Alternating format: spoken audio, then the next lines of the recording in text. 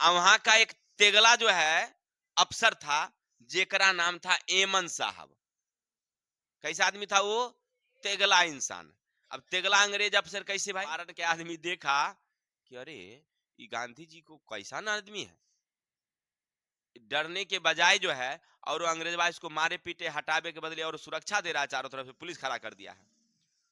बिहार के आदमी तो बुझने बात, बुर्बक वाला बात, सब पहुंच गया धीरे धीरे खैनी चुनावते चुनावते।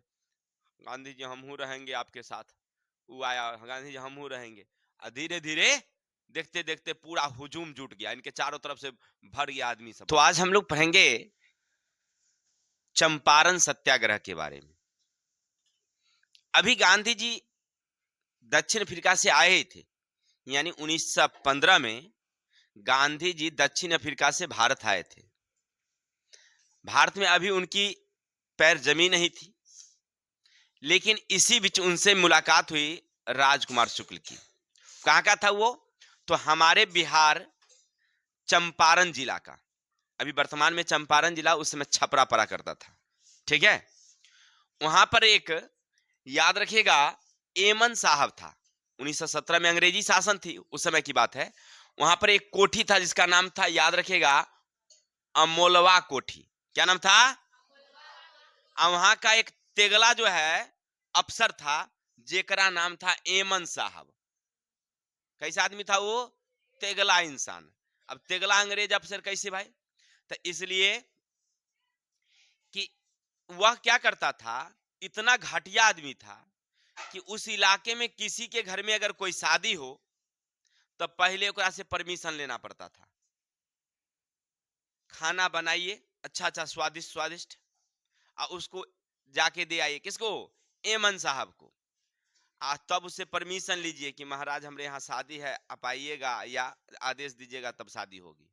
वो कहता था तो होता, नहीं तो नहीं होता। समझ रहा है ना? ये ऐसा इंसान बीमार पड़े तो इलाज कराने के लिए गरीब किसान सबसे चंदा लेकर के इलाज होगा। ओकरे हाथी खरीदना होता तो गरीब किसान से चंदा लेकर के तब ओकर हाथी खरीदाबेगा। समझ रहे हैं ना? अगर किसी के दरवाजे पहुंच गया तो वो घोड़ा पर चढ़ के जाता था, तो घोड़ा का लगाम वो घर वाले को पकड़ के रहना पड़ता था। जैसे गया, जैसे तो घर वाला जल्दी से आएगा, और घोड़ा का लगाम पकड़ेगा, उतरेगा, अपने कुर्सी पर बैठल रहेगा, आज जब तक वो आदमी घोड़ा धैले रहेगा, जब तक वो काम करेगा तब तक वो धैले रहे। ऐसा आदमी था।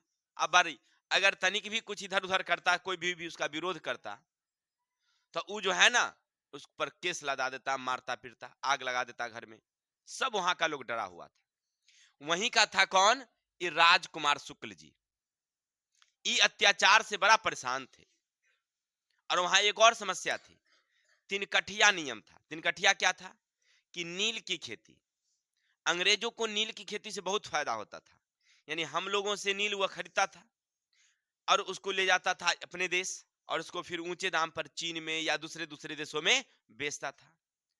हमारे यहाँ नील की खेती करवाता था वो। हम किसान नील की खेती करना नहीं चाहते थे। इसके पीछे दो रीजन था। पहला बात कि जिस जमीन में नील की खेती होती थी, उस जमीन क्या हो जाता था? बंजर हो जाता था, 2-4 साल उसमें खेती नहीं होता था। और दूसरी कि नील की खेती अगर हम कर भी लिए तो उसमें बहुत सिंचाई करना पड़ता था, बहुत मेहनत करना, और उत्पादन होता था तो औने पौने दाम पर अंग्रेजवा खरीद लेता था। किसान को कोई ज्यादा लाभ होता नहीं था, इसलिए किसान खेती करना नहीं चाहते थे, और जबरदस्ती कहता था करो। 3 कठिया नियम लगा दिया कि जिस किसान के पास अगर 1 बीघा जमीन है तो 3 कट्ठा में उसको नील की खेती है। 1 बीघा का मतलब होता है 20 कट्ठा। 20 कट्ठा जमीन जिसके पास है वो 3 कट्ठा में, अगर जिसके पास 2 बीघा यानी 40 कट्ठा है तो उसको 6 कट्ठा में, 3 बीघा यानी 60 कट्ठा है तो उसको 9 कट्ठा में नील की खेती करना है। 3 कठिया नियम इसको कहते हैं। लगा दिया, और नहीं करिएगा तो आपको मारा पीटा जाएगा, घर में आग लगा दिया जाएगा, आप पर केस मुकदमा लग जाएगी। नहीं, तो किसान डर से खेती कर रहे थे, औने पौने दाम में उसका बिक रहा था, परेशान थे। राजकुमार शुक्ल वहीं के थे, ये साहूकार थे, ये इनको भी परेशानी हो रही थी। ये पहुंच गए कहां? कहां पहुंच गए? दिल्ली। और गांधी जी से, ऐसे तो गुजरात में थे, तो वहां पर उनसे मुलाकात हुई थी। किनकी? राजकुमार शुक्ल और गांधी जी की। गांधी जी को सारी बात बताए। गांधी जी कहे अभी हम नहीं जाएंगे। फिर बाद में पता लगाए कि क्या क्या घटना है, चंपारण है कहाँ, चंपारण के बारे में थोड़ी उनको मालूम था। वो तो जिला है, बिहार के बारे में तो मालूम होता है, चंपारण जिला के बारे में उनको मालूम नहीं था। वो पहले पता लगवाए कि ये कैसी कैसी कहानी है वहाँ की। उनको लगा कि नहीं बात तो सही है, तो कहे चलना चाहिए। पहुंचे पटना। पटना जैसे पहुंचे गांधी जी, उन प्रसिद्ध वकील थे वो, वहां पर और सारे वकील थे जिनमें डॉक्टर राजेंद्र प्रसाद, अनुग्रह नारायण सिंह और ब्रजकिशोर बाबू, ये सब लोग जो है ना उनमें शामिल हो गए और सबके टीम बना करके पहुंच गए चंपारण।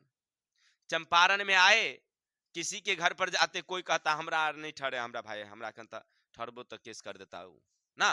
मैंने उसको डर था कि हमारे यहाँ गांधी जी कहीं ठहरे तो वो जो है हम पर क्या कर देगा, केस कर देगा, मुकदमा।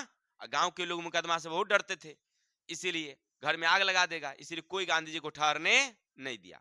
वहां एक ऋषि मुनि थे, महात्मा सन्यासी लोग, उनको एक महुआ का पेड़ के पास एक झोपड़ी बना करके उनको रहने के लिए जगह दिया गांधी जी को। गांधी जी सब लोग मिलके, यानी अनुग्रह नारायण सिंह, डॉक्टर राजेंद्र प्रसाद, सब मिलके पहले वहां के किसानों का एक शिकायत दर्ज किए वो डायरी में, कि वहां के पास कितनी जमीन है, किसान के पास कितना में वो नील की खेती कर रहा है, कितना उसको पैसा मिल रहा है, परिवार की आर्थिक आय क्या है। सारी बातों को इकट्ठा किए और इकट्ठा करके एगो शांति ढंग से प्रदर्शन करने लगे। सत्याग्रह उसको कहते हैं, सत्य के लिए आग्रह। वो सत्याग्रह करने लगे। ये बात वहां के डीएम को मालूम हुआ, चंपारण के डीएम को। चंपारण का डीएम एगो लेटर भेजा।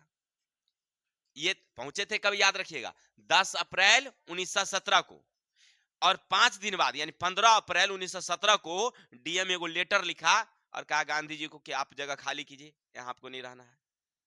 तो गांधी जी उस लेटर में लिखे जवाब में कि ब्रिटिश भारतीय अधिनियम में पेज संख्या इतना, कानून नंबर ये, कि कोई भी भारतीय शांति ढंग से प्रदर्शन कर सकती है, हिंसा नहीं करना है, झगड़ा मतलब मारपीट नहीं करना है, लेकिन शांति ढंग से प्रदर्शन कर सकता है।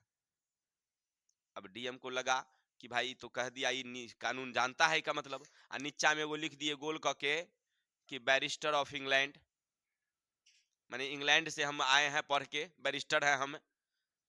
और साथ ही साथ नीचा में ये भी लिख दिए कि शांति ढंग से अगर प्रदर्शन हो रही है तो आपको सुरक्षा भी करना आपका काम है।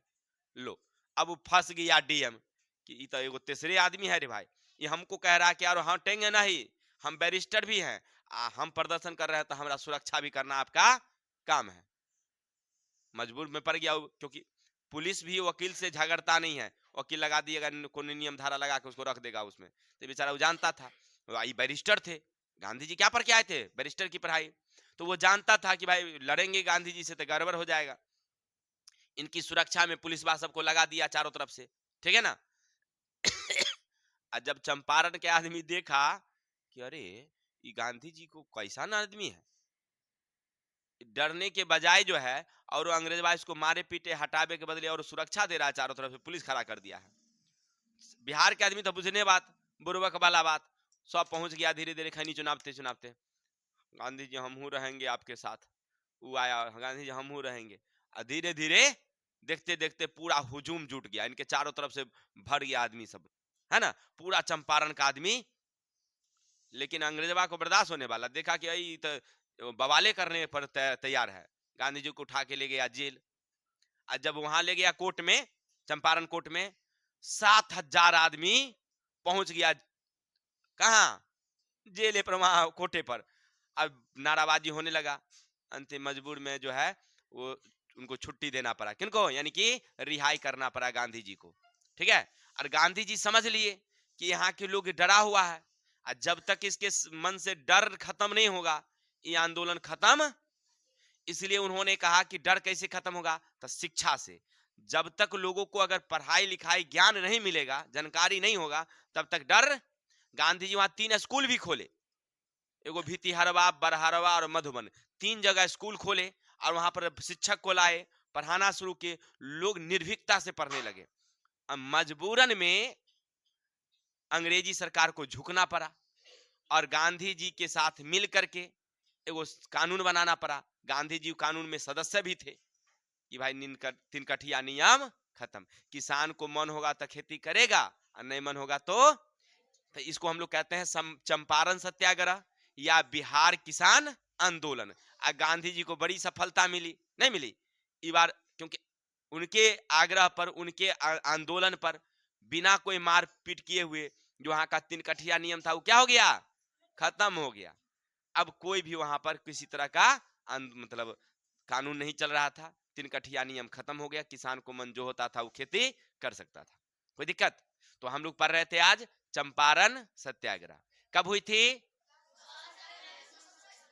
ठीक है, किसके द्वारा चलाया गया था, गांधी जी से मुलाकात किनकी हुई, वहां का साहब कौन था, क्या करता था ये, कैसा इंसान था ये, तेगला इंसान था, नहीं समझ रहा ना। तो इस तरह से चंपारण सत्याग्रह हमारे बिहार में किसानों का सबसे बड़ा सत्याग्रह था। किसी को दिक्कत, आज के लिए इतने रहने दें, चलिए तो आज के लिए इतने ही, कल मिलते हैं नेक्स्ट वीडियो के साथ, तब तक के लिए जय हिंद जय भारत।